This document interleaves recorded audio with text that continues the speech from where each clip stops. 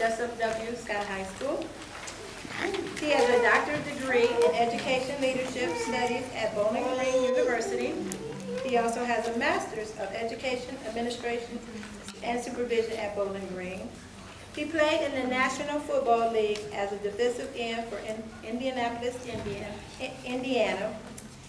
He has published articles in Urban Minority Health newspaper. He has spoken to many groups in the Toledo area concerning mentoring and our youth. He has received many awards while playing football and basketball. For example, All-Ohio Football Player, All-City Basketball Player, All-East Football Player at University of Pittsburgh, Sports Illustration Defense Player of the Week, and a host of other awards. It is my pleasure to welcome Dr. Carnel Smith, who is a good friend and a colleague.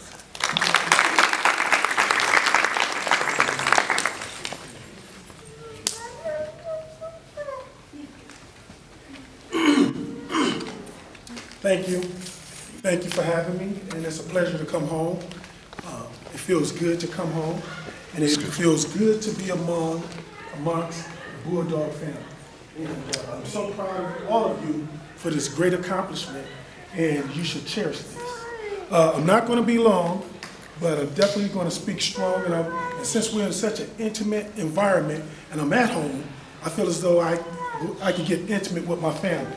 So that being said, I don't want to talk to you guys listening to the back of my head, and I want to see your eyes. So if you all could please just sit and fill in right here, please, and I would greatly appreciate it. Thank you.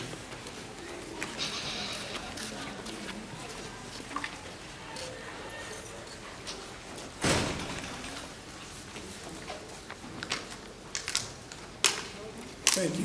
Thank you very much. Now, let's stand up and give them a nice round of applause, a bulldog. Come on now, like we have to do. Come on now.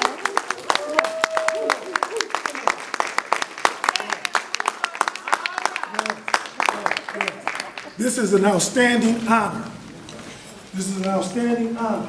And this has occurred because of hard work, discipline, sacrifice, and determination. All of you were willing to do the necessary things that many were not willing to do to achieve this type of goal, because this does not happen just overnight. It takes work.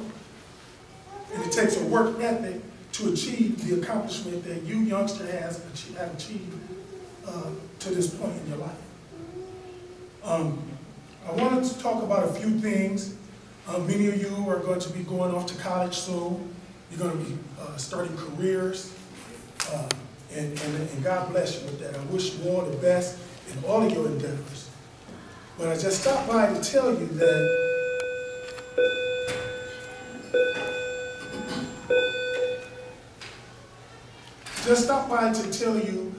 to share just a little bit of wisdom with you and to give a bit of advice. Okay. I was speaking speaking at the commencement yesterday at DeVoe Junior High School, and I was telling them, I was at the reading of Malcolm X Lost Articles last Saturday. I don't know if anyone was there, but the man who presented was an awesome presenter, Gregory Reed, who was a former attorney for Betty Shabazz, Malcolm X's wife. And he told the crowd that Malcolm X didn't leave buildings or anything like that, but what he left us was words. And what I want to leave you guys with here is some words. And hopefully there'll be words of wisdom, words of thoughts. I don't know if you will comprehend right now, that's all right. But I want you to meditate on the things that I'm going to discuss with you all today, and hopefully, and I pray, that it can be beneficial to some of you, or all of you, at some point in time in your life. Maybe you get it now, maybe it'll be a little later, but I understand that all flowers blossom at different times. And all of you all are flowers, and you all are precious. And just want to talk about the careers. You guys have got a great start right now, and it all starts with your education. And your education is the foundation of your life. don't care what anyone else says. Your education is the foundation of your life. This education that you're receiving here at Scott High School and thereon is going to, this is this thing that's the one and only thing that's going to truly liberate you. This will liberate you. This education will create opportunities for you. I want you to understand that because of this education, you're going to compete with people, not just the people, the students who are beside you or the students across town at Bowser High School, Central, or Sturt High School. You're competing in a global society. It's a global economy that you are competing in. And right now, as we speak, many look at this as that we're in a serious, serious recession, and we are. We are by the job market, the housing market, and we look all around us. And it's evident that we are in a recession. Many people are losing jobs, foreclosing on houses, all of those things. However, there is economic growth going on in this country right now, today, as we speak. There is. Just right here up the road here in Detroit, where they have 13.3% unemployment. They also have employers who cannot find enough people to employ, to hire. They cannot. They're searching. And they're searching for people like you. I was just reading in an article, rereading in an article from Newsweek back from January of 2011 this year. And the title was, where the jobs are and where the jobs are not. Okay? I'll start where they're not first. The jobs are not in the industrial sector anymore. And I'll give you an example. And many of the parents here can witness this as well. In the 70s, I'll go back to the 70s. We had recession going on in the 70s. We had recessions going on in the 70s, where the car industry was hit. We had gas shortage. Many of you remember when we had gas, and I was a kid, but I remember it would be blocks and blocks and blocks of cars backed up from the gas station because we had a gas shortage. It was an energy shortage. But guess what? It was a cycle. It came back. It came back. In the 1980s, when Ronald Reagan became president, they called it Reaganomics. A lot of programs were cut. The car industry took a major, major hit for a while. All of them. Guess what? Came back. Came back strong, came back roaring. Whereas people were getting profit sharing checks of $15,000 or $20,000. In fact, I had a friend who said he worked at Chrysler for only 7 months, and he received a profit sharing check for $7,000. But the game is changing now. Those jobs are gone, and guess what? They're never coming back. And the evidence is right here before us.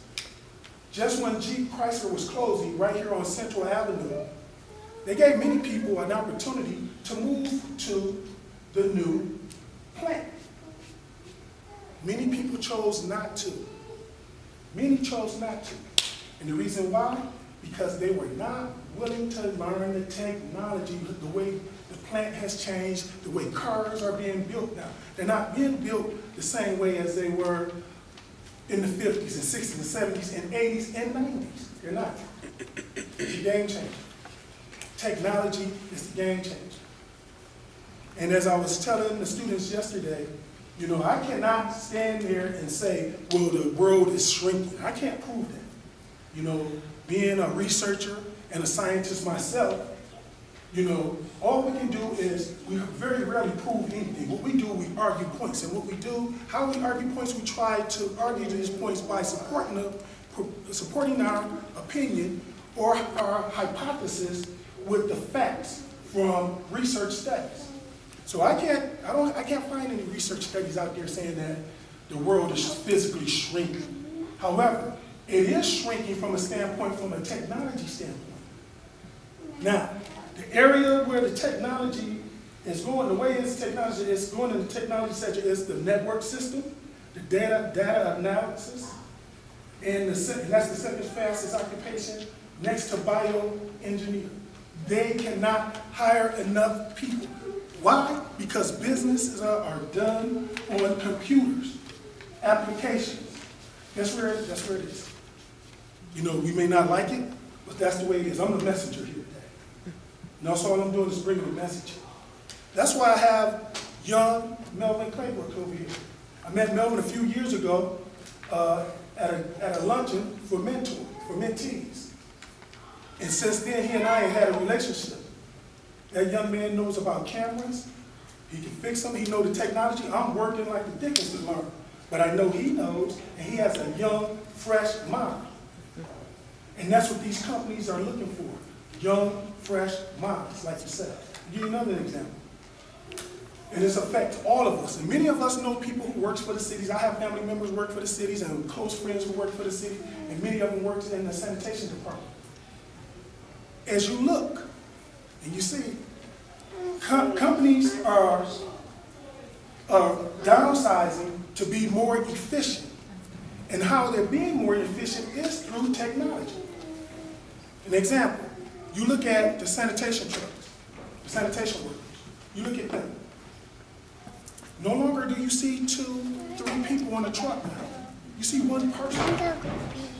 You see one person. And guess what? We all have the same type of trash can where that arm comes and empty the trash into the truck. That arm is technology. That's technology. Whether we want to admit it or not, that's technology. And that's what we're up against today. That's where we are today. Now, in addition to that, here in the United States, we're going through a transformation, as you will. And you have to position yourself to be ready. And the transformation we're going through is something that we never experienced here in the United States. And you ask a lot of the great economists, we never experienced this here. We're going to experience in this country, during your lifetime, a high growth of unemployment and a booming growth in job creation and employment. Right now, it's happening right now. There's companies who are hiring 150 people a day. And even if they get laid off, they're still in a great position. And how are they separating themselves from the pack? It's through education. So what's going on in the 21st century? It's going to be through technology, engineering, entrepreneurship, networking. That's where it is. In the young, creative minds that you youngsters possess today. This is how it's going to be done. This is how that's why I'm not stupid. I want to keep young, fresh minds around me because I value myself as a lifetime learner. And as one of the young ladies was just reading, as long as you're living, you're learning.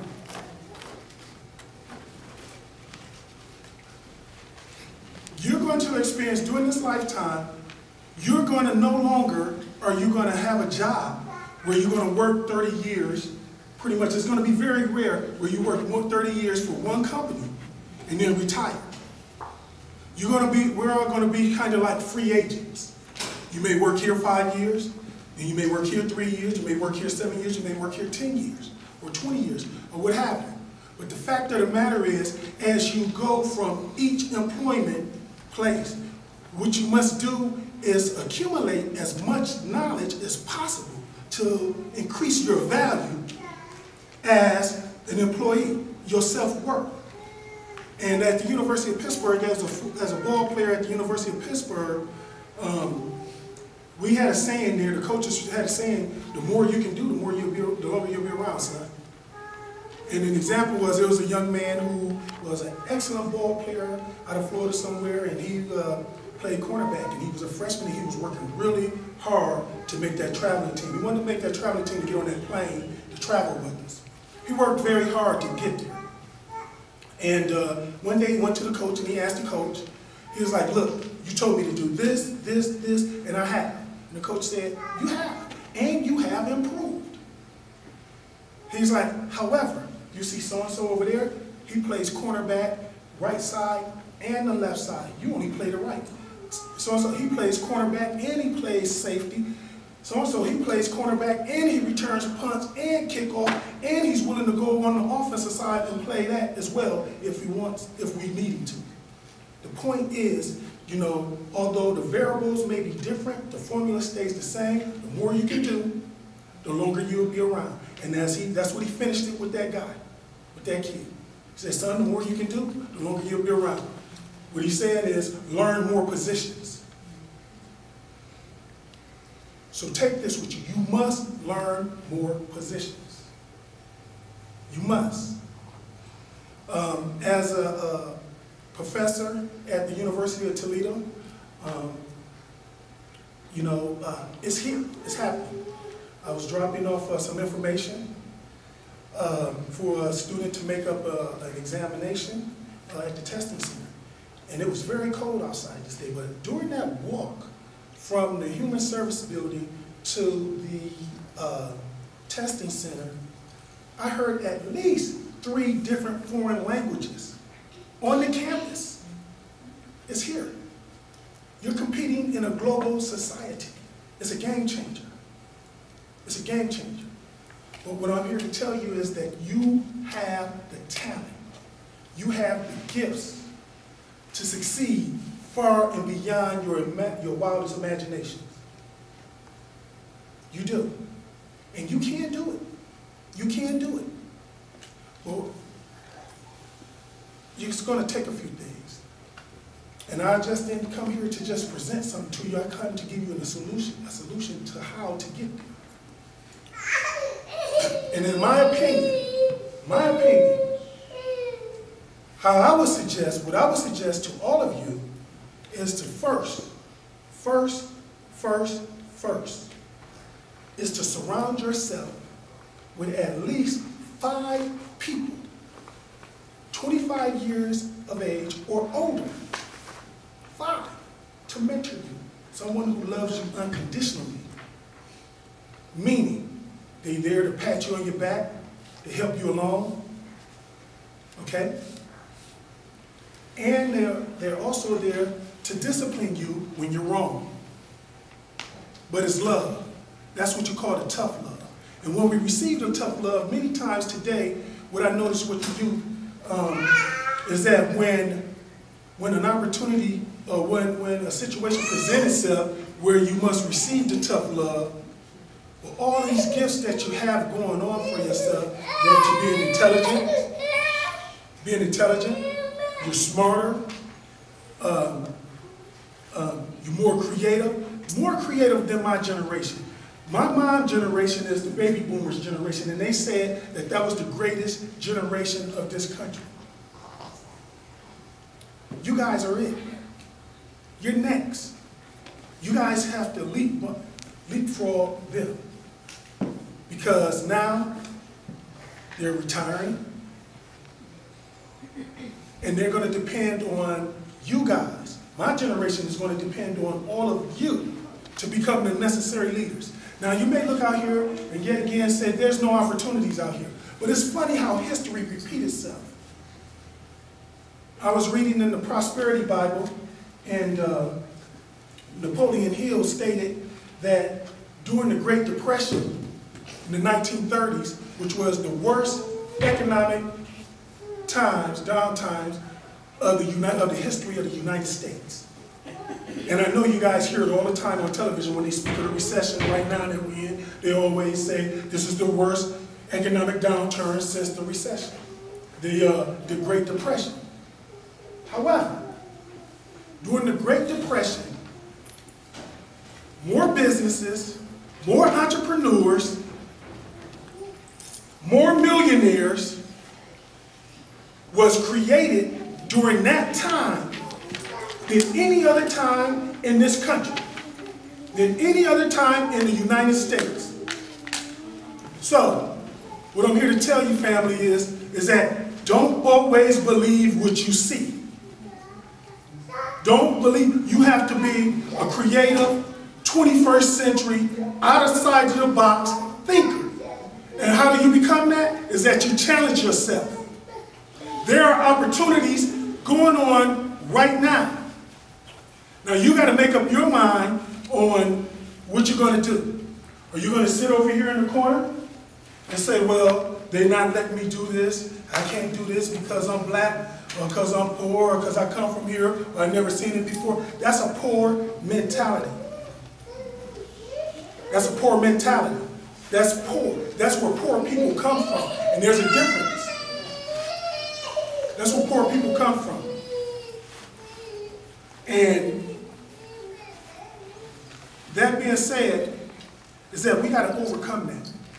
So I know all of you, this is not by luck or by coincidence that you guys are being honored today because of your commitment and your endurance to finish the race. This is not luck.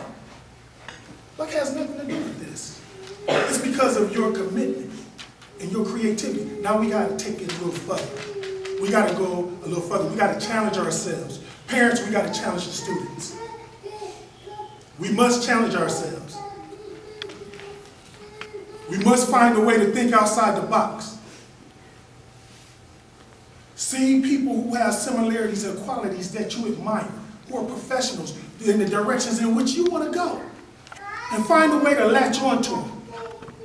And so what you're going to learn, then you'll learn matters about life, both overt and covert. You will. That's how you're going to do it. Because I'm here to tell you, no one in this room, anybody in this room who have experienced any type of success on any type of level, myself included, has not done it by themselves. No one has pulled themselves up by their bootstraps and this, okay, I'm self-made. Anybody who try to tell you that, they're lying. It's about people. And it's about surrounding yourself with the right people, the right type of people who's going to cultivate you, the right type of people who are going to see things in you before they're even developed. It's going to be people who believe in you unconditionally. It's going to be people who are there for you when all the chips are down. And guess what? It's going to even have to be people who believe in you when at times in your young lives that you don't even believe in yourself. I know I've been there. And I was fortunate, downright just blessed to be a member of the class of 1985 here at Scott High School. There's no doubt in my mind that the teachers and the coaches here at Scott High School during that time shaped and molded me into the person that I am today. There's no doubt in my mind. There's no doubt in my mind. So I'm here to tell you, family, you are greatness. You come from greatness. You got to remember that no matter where you go, no matter what you do, you must remember that. I've been from coast to coast, and I lived around the world. Okay? And trust me when I tell you this, Toledo, Jesup, Wakeman, Scott High School is on the map. We're on the map. You better believe it. So when you go somewhere and say, where are you from? I'm from Toledo, Scott. Oh, so-and-so went there. Do you know this person? Yes, we're there. We're on the map. So when you're there, you represent your school proud. You stick your chest out because you're greatness. And you must believe that. And no matter how bad things will get, and you're going to face some adversity. Don't get it wrong. Don't get me wrong. You're going to face adversity. We all do. That's just life. The Bible says it's going to rain on the just like the unjust. You may think it's unfair, but you know, I know your parents are telling you, hey, life is not fair. But the fact of the matter is, despite how bad, how awful it looks, you got to always have a picture, an image in your mind that you won't settle for anything less but success. Nothing less. Nothing else will do. Nothing else is not good enough for you, because y'all are our best. Yes, you must remember that. You're the best. And it's not being egotistical or anything like that, but it's a confidence, it's a boldness that you have to have inside yourself to step out on that branch and go out and claim what you want. Because if not, this is what's going to happen. And as I stated before, keep your eyes open. We're going to experience high unemployment, and high employment is going to be a boom. And those are the people who stay on the unemployment side, they're going to have to make up their mind on what they want to do. They're going to have to reinvent themselves. They're going to have to become and embrace being a lifetime learner. You're going to have to be responsible for that. Your parents are not responsible for it. Matter of fact, you've been responsible for it from the first time they dropped you off at kindergarten, because they can't stay there with you all day. That's your responsibility. And that's your responsibility to embrace being a lifetime learner. That's on you. But as I stated before, it's in you. I know it's in you. I used to teach here at Scott High School. I used to coach here at Scott High School. And I see the greatness in every student that walked through these halls. But the fact of the matter is, it's not so much what I see, it's about what do you see? What do you believe? What do you believe? Do you believe you can be a success? Do you believe you can own that company? Do you believe that you can travel the world? Do you believe? What do you believe? Do you believe in yourself? It's all about believing in yourself and having confidence in yourself. Yeah, it's going to happen sometime. We're going to waver a little bit. We're going to get down or what have you. But that's what those 5 people around you, those at least 5 people around you, is going to assist you. And sometimes you're going to be a good coach. Sometimes you're just going to need a good pat on the back. That's all right. It's going to be all right. You got them this time. You will get it next time. That's all right. All right, let's go in the corner. We're going to go cry. We're going to go pray. All right. It's time to go get back in this fight. Let's go, because there's a fight going on out there, and it's a global fight. So let's get in it, family. Let's get in it. Let's get in it. And I'll leave you with this. The great Henry Ford said, who created the automobile, whether you think you can or whether you think you can't, either way, chances are you're right. Thank you, and thank you for having me. And it's been my pleasure being here. And